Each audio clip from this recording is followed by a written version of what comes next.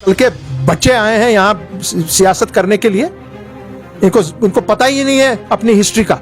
2024 से पहले ही बीजेपी की सरकार को हुकूमत हिंद से फारिग कर दे, इतना ताकत है 370 में कि we want 370 back, 35A back because that protects my honour dignity. अंतड़ियों से ये गलती बाहर निकाली जाए तो आपका सेहत ठीक हो जाएगी। अब इसमें कुछ बाकी कुछ बचा हुआ है और उम्मीद हम रखते हैं कि वो भी जब बाहर आएगा तो आपकी अंतड़ियां साफ शफाफ हो जाएंगी और आप जीने के लायक हो जाएंगे। हम भी करेंगे, ये करेंगे, वो करेंगे। 370 ऐसा था, कल तक तो आप गालियां देते थे इसको। 70 साल यही किया है। बहुत कुछ होगा मगर मैं आपको कुछ नहीं बोलूंगा। I am not want to tell you that. 370 था, हमारी प्रोटेक्शन के लिए था। मेरी जमीन की प्रोटेक्शन थी, 35A को लेकर जायदाद की प्रोटेक्शन थी, नौकरियों की प्रोटेक्शन थी। जिस तरीके से आजकल खिलवाड़ हो रहा है, ये 5 मरला 10 मरला ये करेंगे वो करेंगे, बाहर से लोगों को यहाँ लाएंगे। आप देख रहे हैं अर्ली टाइम्स और मैं हूं आपके साथ उबैद मलिक। 2019 को 370 को मनसूख किया गया था जम्मू कश्मीर से। उसके बाद भाजपा ने कहा था दफन किया है, वापस नहीं आएगा, और यहां की जमातों का यह कहना था कि 370 को हम वापस लाएंगे। रिसेंटली आपने देखा सुप्रीम कोर्ट में कुछ यहां की पॉलिटिकल जमातों ने पिटीशन दायर की थी और उसकी एक हियरिंग भी हो गई, और उसमें मुजफ्फर शाह साहब जो उन्होंने भी पिटीशन दायर की और उन्होंने आज कहा कि यहां की आवाम के लिए एक खुशखबरी है, एक अच्छी खबर है यहां की आवाम के लिए। बहरहाल सुप्रीम कोर्ट ने हमारा मामला सुना है। अवामी नेशनल कॉन्फ्रेंस के वाइस प्रेसिडेंट मुजफ्फर शाह साहब, बहुत बहुत आपने कहा यहां की आवाम के लिए बहुत बड़ी खुशखबरी है। अंतड़ियों वाला मामला जो है वो चूंकि बार बार ये कहते थे और गाली गलोच पे आते थे कि हमने दफनाया, ये बात है। 370 आपने जिस तरीके से उसको हजम करने की कोशिश की, गलत तरीका वो था। और इस वक्त आपका पूरा जिस्म अंदर से सड़ रहा है, और जितना जल्दी हो सके ये जो आपने गलती की, इन अंतड़ियों से ये गलती बाहर निकाली जाए तो आपका सेहत ठीक हो जाएगी। अब इसमें कुछ बाकी कुछ बचा हुआ है और उम्मीद हम रखते हैं कि वो भी जब बाहर आएगा तो आपकी अंतड़ियां साफ शफाफ हो जाएंगी और आप जीने के लायक हो जाएंगे। बार बार भाजपा कहती थी रुकावट है 370 पे 35 से यहाँ की डेवलपमेंट की, यहाँ के विकास के लिए रुकावट है, खानदानी राज है। जब से ये हट गया उन पॉलिटिकल पार्टियों को दर्द है जो खानदानी राज कश्मीर में चलाते थे। कैसे 370 constituent assembly of union of India ने constituent assembly of Jammu and Kashmir, जो एक आईनी बॉडी, दोनों आईनी बॉडीज थी 48 से आगे, ठीक है, उनके तहत 370 यहां पे आया, आईन के तहत आया। इसमें ना पार्लियामेंट का कोई रोल है, न इसमें और कोई बात चलेगी। आज आपका सुप्रीम कोर्ट वो देख रहे हैं इस मामले को, उनको आईन की पासबानी करनी है। वो गार्जियन है यहां के आईन के, ठीक है, प्रोटेक्टर हैं। वही हमारी इस वक्त पिटीशंस वहां पर हैं कि भाई इसको देखिए, ये क्या किया इनने पार्लियामेंट में, बगैर देखे दाखे, बगैर कानून को देखे, आईन को देखे। और पार्लियामेंट में इसका कोई रोल ही नहीं बनता है।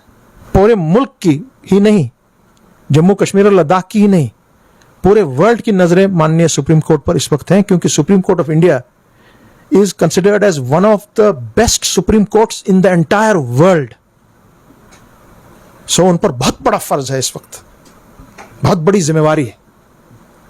और जहां तक जम्मू और कश्मीर के लोगों का मानना है, आज जम्मू भी, लद्दाख भी और पूरा कश्मीर यह मानता है, ये बात आज, कि 370 था, हमारी प्रोटेक्शन के लिए था।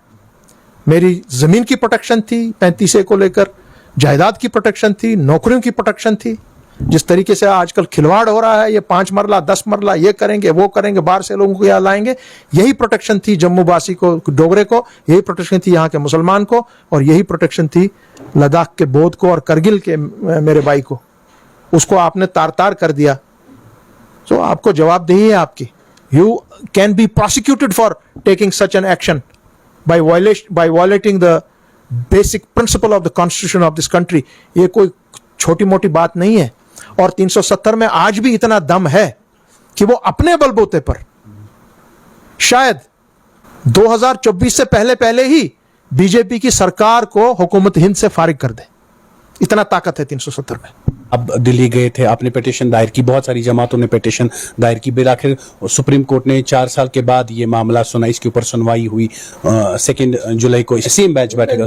इसके ऊपर यहाँ के लोगों के लिए एक खुशखबरी आप होगी। ही मुझे कहते थे, आपके साथी भी कहते थे कि आप खामखा में ये बोल रहे हैं, ये तो आएगा ही नहीं, ये तो खत्म हो गया है। जैसे बीजेपी वाले कहते थे ये तो मरा हुआ है, ये तो फिनिश्ड हो गया है। और भाई साहब, आप मरे होगे मगर ये जिंदा होगा, बाज़ाब्ता तौर होगा, इसको आप नहीं हटा सकते हैं। ये एक कॉन्स्टिट्यूशनल गारंटी है, आयरन क्लैड गारंटी है, जो हिंदुस्तान जिन लोगों ने बनाया उनकी तरफ से कानूनी और आईनी गारंटी है जम्मू कश्मीर के अवाम को, लद्दाख के अवाम को।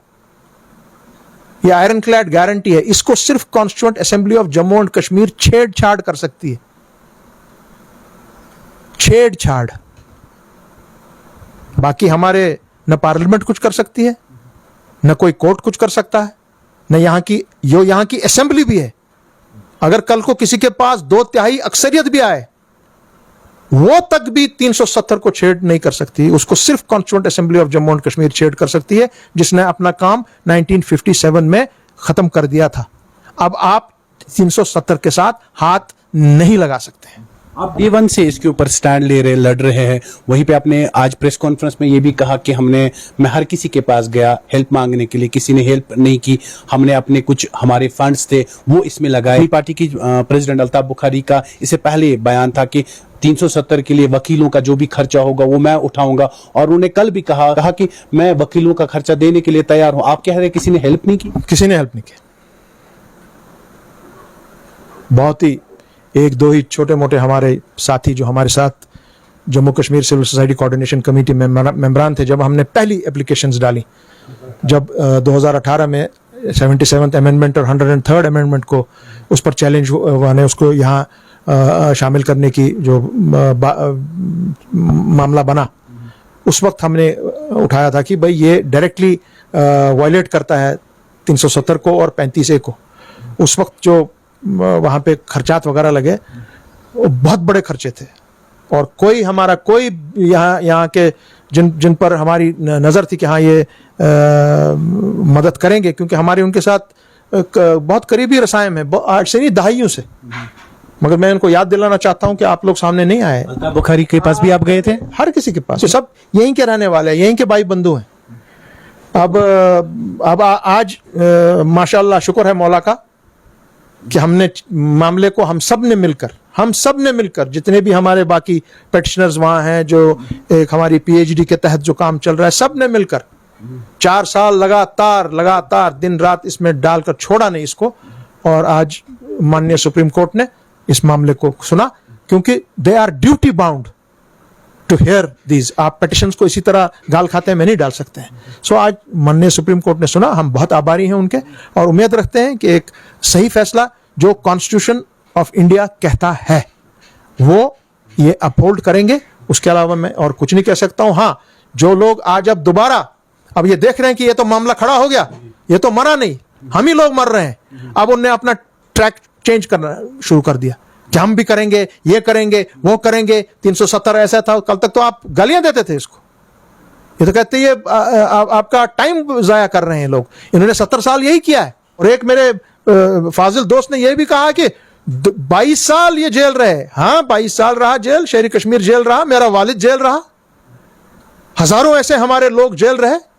और वो जेल किस चीज पर गए, उनको जरा बताना चाहता हूं आपकी चैनल के माध्यम से, क्योंकि 9 अगस्त 1953 का जो वाक़ा हुआ वो तब हुआ जब शेरी कश्मीर ने इंस्ट्रूमेंट ऑफ एक्सेशन को रेटिफाई करने से इनकार कर दिया, और उन्होंने कहा कि जब तक हम लोगों की राय इसमें नहीं लेंगे, जो महात्मा गांधी के साथ बात हुई, लॉर्ड माउंटबेटन के साथ बात हुई थी, अपने महाराजा हरि सिंह के साथ बात हुई थी, पंडित नेहरू के साथ बात हुई थी, जिसमें फिर इंस्ट्रूमेंट एक्शन को 370 की शक्ल दी गई। जब वो चीज उनसे कही गई कि इसको आप रेटिफाई कीजिए, उन्होंने इनकार कर दिया। उस वजह से 22 साल वो जेल रहे। ये कल के बच्चे आए हैं यहां सियासत करने के लिए, इनको पता ही नहीं है अपनी हिस्ट्री का। इनको बोलिए हमारे सामने आके खड़ा होकर बात करें, अब उनको कुछ समझाएंगे हम कि जम्मू कश्मीर की सियासत क्या है और यहां पर किसने क्या किया है। मुजफ्फर साहब आज भी 370 का जो मामला है वो अभी जेर गौर है अदालत में। आप अब मैं इतना ही कह सकूंगा कि जम्मू कश्मीर और लद्दाख की आवाम आज एक वॉइस में खड़े हैं कि we want 370 back, 35A back, because that protects my honor, dignity, my livelihood, my land, whether I am a Hindu, Muslim, Sikh, बौद्ध, कश्मीरी पंडित और whosoever। आपने कहा इसके ऊपर और एक मीटिंग हम बैठाएंगे, people's alliance for Gupkar declaration की क्या मीटिंग होगी, क्या डिस्कशंस होंगे, क्या वहां पे वार्तालाप होगा? बहुत कुछ होगा मगर मैं आपको कुछ नहीं बोलूंगा। I am not bound to tell you that.